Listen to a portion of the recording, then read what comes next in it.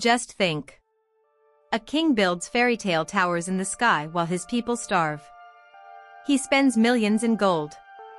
Then one day, he and his advisor are found dead in a lake. There are no signs of drowning, no struggle, no witnesses. Was this truly a suicide, or one of the greatest cover-ups in German history?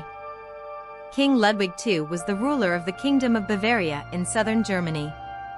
What distinguished him from other kings was his dislike of war, his hatred of politics, and his dedication to his entire life, to his dreams.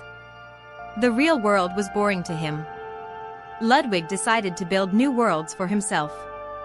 In this video, we will examine Ludwig's impossible castles, his political enemies, whether he was truly mentally ill, and the terrifying possibilities surrounding his death. If you're ready, let's begin. Ludwig II, August 25, 1845, Munich, June 13, 1886, Munich, was the fourth monarch of the Kingdom of Bavaria, ruling from March 10, 1864 to June 13, 1886. He is sometimes called the Swan King or Der Märchenkönig, Fairy Tale King. He also held the titles of Count Palatine, Duke of Bavaria, Duke of Franconia, and Duke of Swabia. He ascended to the throne at the age of 19. 2 years later, in 1866, Bavaria and Austria fought a war against Prussia that lasted only a few weeks and was lost. However, in the Franco-Prussian War of 1870, Bavaria defeated Prussia against France and, following the Prussian victory, became part of the new Prussian-led German Empire. Although Bavaria retained a degree of autonomy in some matters within the new German Reich, Ludwig increasingly distanced himself from the day-to-day affairs of state, preoccupied with extravagant artistic and architectural projects. And the people? The people were poor. The economic crisis was growing. But Ludwig didn't stop the projects. Not just Neuschwanstein, but Linderhof Palace, Herrenchiemsee Palace. All of them cost millions of gold coins. The king was a nocturnal person. He didn't see the public during the day. He dined alone at night and wouldn't let anyone into his room. He lived not like a king, but like a fictional character.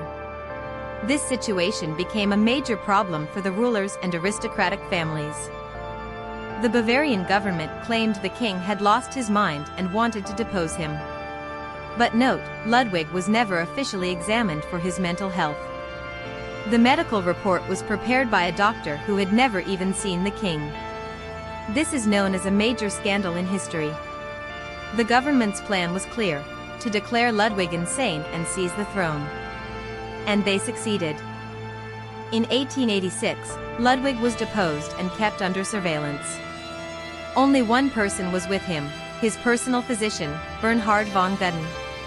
On the evening of June 13, Ludwig wanted to walk along the lakeshore. His doctor accompanied him. But their bodies were found hours later in the lake. But the problem is, there was no water in Ludwig's lungs. So, he hadn't drowned. There were injuries on the doctor's body. This suggested a struggle. So what did Ludwig do after killing his doctor? Did he kill himself? Or was there a group trying to silence them both? Now let's come to the major contradiction. The lake area was 1 meter deep. It's almost impossible for an adult to drown. Drowning in 1 meter of water doesn't make sense to me. That's why many historians believe Ludwig was assassinated.